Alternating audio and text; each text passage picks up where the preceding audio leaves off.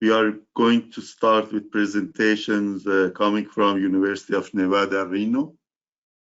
Dr. FLORIANA PETRONE from University of Nevada, Reno.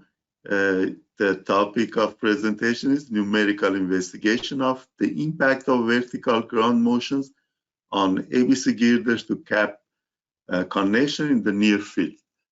Dr. Petrone. Okay. So good morning, everyone. I'm Floriana Petrone, assistant professor at University of Nevada, Reno, and faculty scientist at the Lawrence Berkeley lab. So my very short presentation today is going to provide an overview about a project that started like a few months ago on the numerical investigation of the impact of vertical ground motions on ABC connections in the near field of active faults. So the team working on this project includes myself and one of my PhD students, Noah Niemann, and one postdoctoral scholar, Majid Nia. The PhD student, Noah, is going to work and is working on the structural part of this project, and so modeling and analysis, and then the postdoctoral scholar is working more on the selection and analysis of the arrays of near-field motions that will be utilized in this study. You will see both real records and simulated records from physics-based wave propagation models. So just to quickly provide just a background about the motivational objective of this project, we just all know that state-of-the-art research on the incorporation of vertical ground motions effect in the response assessment of ordinary highway bridges has demonstrated the potential of a significant increase of the demands, particularly at the Girder-to-Cap phase, and particularly in the near field of major faults. Now, while this is not of major concern for ordinary just highway bridges, since they have demonstrated the capability to resist an increase in the demands due to the vertical effects, the vertical ground motions, the impact of such motions on the ABC connections has not been fully investigated and understood. So in this context, this project wants to develop and validate reduced order models of typical ABC connections to perform a comprehensive series of numerical simulations and assess the performance of bridges that feature typical ABC bend-to-cap, column, and bend cap to superstructural connections under all three components of the ground motions, with the final just objective to propose simplified measures to advance current design methods in the framework of the capacity design. And I want to stress here really just the idea of providing a simplified and reduced order model that can be easily implemented in any commercial or research open source software, with the idea that practitioners, engineers can easily incorporate these models, its simple models in their structures, and have a reliable and detailed representation of the constitutive behavior of the ABC connections. Now, the project as a whole is articulated in 6 separate tasks. So in task number 1, we are just conducting a comprehensive literature review of the bend cap to column and bend cap to superstructure ABC connections that are currently utilized in both low to moderate and high seismicity areas. In task number 2, we have actually started to just to build a macro solid element model of typical ABC connections, and we are utilizing the connections that we identified just in as a result of our literature review in task number 1. And we will conduct a series of static and dynamic tests under different loading patterns to fully characterize the connection just constitutive behavior. In task number 3, we are going to develop the reduced order model I was just talking about of the ABC connection in the OpenSys environment, and is our just idea to really just keep this model as simple as possible as a combination of just multidimensional springs. Then in task number 4, we will build a reduced order model of a full bridge, typical just bridge that utilizes the ABC connections in the OpenSys environment. And we will have here just a comparison between a benchmark model, which will be the classical model with just rigid connections and that does not utilize ABC connections, and a bridge, same structure, utilizes ABC connections.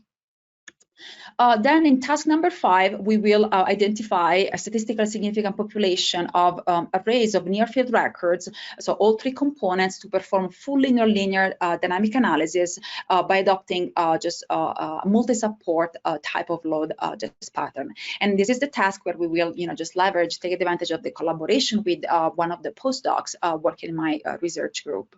Then finally, in task number 6, we will really just collect the results of, just what we have developed in all the other just tasks, and provide an extensive analysis of the simulation results to eventually propose simplified measures to advance current design methods in the framework of the capacity design. And once again, I want to just stress that the objective here, it's really just twofold. We have just one part of it will be the proposal of simplified measures to adopt, to incorporate into the current design practice. And the second will be an actual tool, so a simplified just model that we can utilize, that engineers can utilize in their current models in SAP 2000, OpenSeas, or other software. Now, so starting from task 1, which has to do, as you probably just recall, with the just literature review. Well, we know that precast band cap systems can be really just classified as function of the type of connectivity we have between the superstructure and the substructure, and this can be, just defined as integral or non-integral. Well, non-integral, when we which are usually utilized in low to moderate seismicity areas. Are usually those connections that are able to develop a continuity in the transverse direction through the band cap to column connections, whereas just integral systems that are utilized in high seismicity areas are able to develop longitudinal continuity through the Girder-to-Cap connections. Now, in either case, we can have we still have the continuity ensured in the transverse direction through the connections between the band cap and the columns. And this can be, as you just know, of 2 types: hybrid and emulative.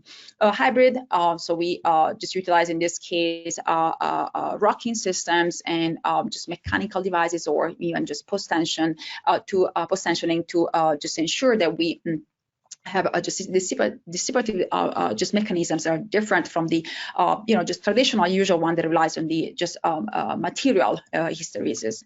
And then we have the emulative one, which as we can infer from the term, tend to emulate the behavior and the just the cyclic behavior, the dissipative behavior of cast in place structures. So what I've done here, I've just highlighted in just red what we are currently considering. So we are just, as a first this first effort, we are going to consider connections for low to moderate seismicity areas, so not integral, emulative, and we have selected the cap pocket connection. Now, so here, so after selecting the type of connection we wanted to consider, we have just conducted a hopefully just pretty comprehensive literature review. And here you see this table summarizing just some of the just papers we have considered to come up with what I call here just an archetype cap pocket connection. And here's the representation of the elevation. So we're going to, it's half of the just full structure we're modeling. And so this is the just a column band that utilizes a concrete column, reinforced concrete, just band cap, and then a system with a corrugated steel pipe and just grout to ensure connection between the column and the band cap. Now, so the first thing once we have identified our just archetype, say model, so in task 1, so what we're doing in task 2, we have started developing just a pretty detailed model of this connection in Diana. So developing what I call here just a micro model. And here on the left, you see just a very like a visual short summary of the properties of the just materials that we have utilized in this model. And mainly we have the just grout here, just the reinforced concrete column, and the corrugated steel pipe, which is represented here with a curved shell and utilizes the Menegotto Pinto steel model. So So what we've done after developing this macro model, and I just want to kind of remind that this is the it's the start of this project. So we should look at these results as the very preliminary results. But we have started like subjecting this structure to a series of just load patterns, starting from the simple ones, so static load patterns, and with a monotonic pushover. So here on the left, you see the well expected just backbone curve, so the lateral reaction and displacement curve for this substructure. And so what we're observing is that we've started looking at the sequence of failure that we observe in this structure when we just push this to pretty hard with a displacement of 40 inches, which would correspond to a displacement overall of just in terms of drift of about like 20% of the drift. And so what we are observing is that we have a sequence of just grout crack here at 0.4 inches, followed by concrete cracks, and the first that occur at the base of the column, and then the first seal yielding that occurs at 7.2 inches of lateral displacement. And so currently we are looking at this. I don't know if you can see my cursor. So at these results here, so we are looking just a bit more into the details of what will be the implications of having this penetration of the cracks here in the grout. We are utilizing just the following guidelines for determining the material properties and also thickness of the grout. But what we are observing is that having a deterioration of the materials here in between the bank cap and the column is going to impact the capability of this system as a whole to resist vertical excitations. And so we are just currently just looking just more closely at how this type of just cracking pattern, this type of sequence failure is going to fail when we change when we change the properties of this model. And so here is just some preliminary results from the static load pattern, but this from a cyclic pushover. So here you see the loading protocol that we have utilized for this model, and here the corresponding hysteresis loops described by the structure.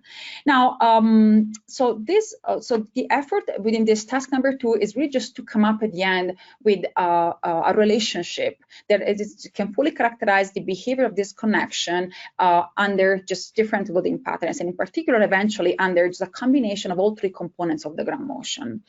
In parallel, just to task 2, in task 3, we have started working on the development of full bridge model in open seas.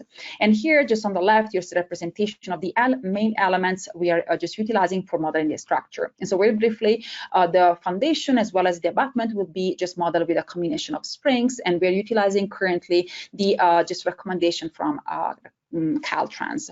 The superstructure would be just assumed as just elastic with a distributed mass for just for modeling the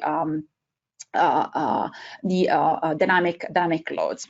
And then the two columns, which would be really just the focus in terms of linear behavior, the columns and connections would be and have been just modeled as displacement-based elements with fiber sections. So here, I want to just a couple of key points on this just modeling approach. So the connection currently. Dr. Petrone, can you please wrap the presentation? Yeah, sure. And so the point here is that what is key in this model are these just ABC connections, which will be in this current model are just rigid connections that would be modeled with the simplified, with reduced order elements that we will obtain at the end of this project.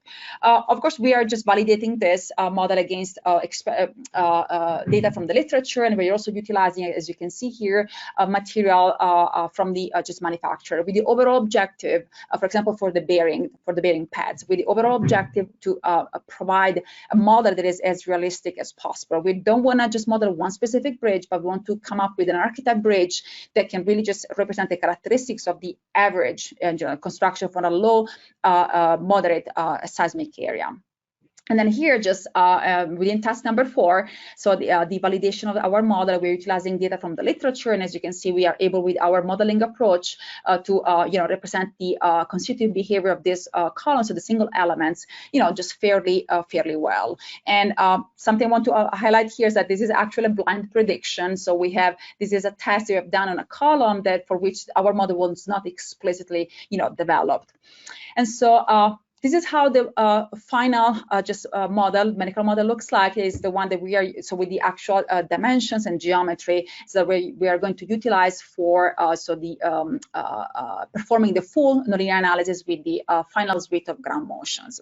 And so just to wrap this up, moving forward, our short-term objectives and steps are going to be the investigation of full suite of static load patterns to characterize the constitutive behavior of the cap pocket connection, and which will include both a static and dynamic load patterns. So this will be performed in Diana to obtain once again a just complete representation of the constitutive behavior of the connection. And then we're also going to finalize our OpenSea's full bridge benchmark model that will be utilized for a comparison against the performance of the bridge that utilizes ABC connections. And this will be done in OpenSeas. Thank you for your attention. I've been more than happy to take your questions and feedback. Thank you very much, Dr. Petrone. We are past the time, so I would suggest that the audience who have questions contact directly you. If they can't find your information, we can help to make the connection. Thank you again.